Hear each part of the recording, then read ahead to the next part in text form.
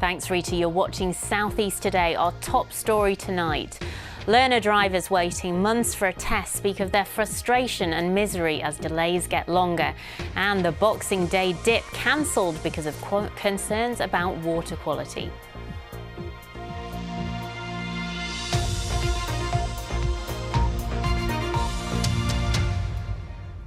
Hello, I'm Rebecca Kenyon. We start tonight with the huge problem of waiting times for driving tests, which is causing misery for many people who desperately need to be able to drive. Nearly 5 years after the pandemic, waiting times here in the southeast are the highest in the country, and they've gone up since the start of the year. Today, the DVSA apologised and said it was their top priority to address the issue. Sarah Smith has this report. So what do you do? Yeah. However good a teacher Tony is, Emily Hughes is keen to throw away the L plates and park company.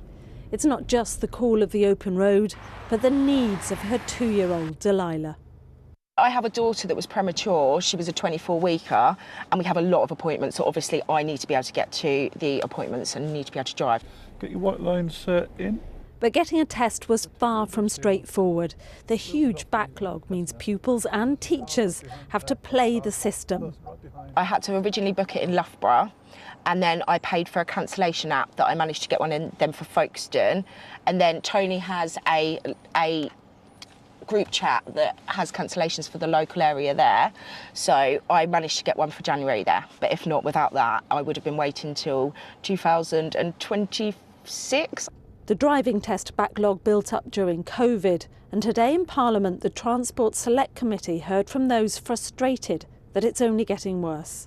Before COVID it was a 6-week wait. We're now looking at a national average of 19, which, given the length of time that's lapsed since COVID, I think does suggest that the DVSA is not managing to effectively take the right action. Here to face the music, the head of the Drivers Standards Agency, responsible for sorting out tests. She said they were trying everything to find more examiners.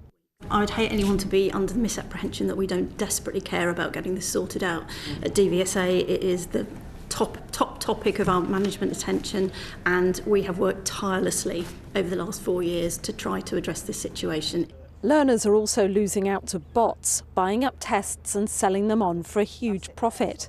Learners are left with a choice: pay up or wait, and wait for the chance to get your licence. Sarah Smith, BBC South East Today, Folkestone. Police have increased patrols and issued an urgent appeal for information following a report of a man forcing his way into a property and raping a woman in Hastings. The incident was reported to Sussex Police on Saturday. The force is reviewing CCTV and conducting witness statements in the area. Police have released an e-fit of a man officers would like to speak to and have issued the following advice. Of course, you want to be safe in your own home. We would deliver basic safety messages to people that certainly if you're not expecting people on your doorstep, then check before you answer the door, use security chains. If you have Ring doorbell footage, use that beforehand. Leading up to Christmas is a busy time with deliveries, so this will occur. People will get lots of knocks on their doors that they're not expecting, but just be extra cautious. And if you're worried, phone 999. A pancreatic cancer patient says he's been left feeling helpless because of a shortage of the medication he depends on to digest food. Mark Rickson from Dover was diagnosed with pancreatic cancer in July last year. The cancer was successfully removed, but he's now dependent on enzyme replacement drugs to absorb nutrients. He's among 60,000 patients in the UK struggling to get access to the medication.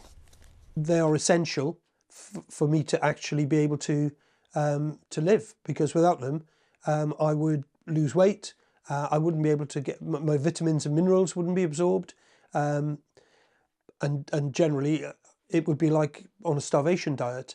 I'd be eating but not actually getting anything out of the food. Detectives investigating the murders of a father and son from Sussex who disappeared in Spain have made 2 arrests. Daniel and Liam Poole from Burgess Hill have not been seen since travelling to Malaga in 2019. A man in his 30s from West Sussex and another man in his 40s from Merseyside were both arrested on suspicion of murder. They've been questioned and released under investigation pending further inquiries. One of 3 horses stolen from stables in Kent has been found dead. 2 other horses taken at the same time from Hartley, close to New Ash Green, were reunited with their owner after they were found in Gravesend. Officers have seized a horse trailer believed to be linked to the theft, 2 stolen motorbikes and a quad bike, and an investigation is ongoing. Now, the annual Boxing Day dip at Deal is a Christmas tradition dating back 40 years, and as well as being lots of fun, it raises thousands of pounds for charity. But this year's event has had to be called off after the Environment Agency downgraded the bathing water quality to poor due to levels of E. coli spiking in the summer.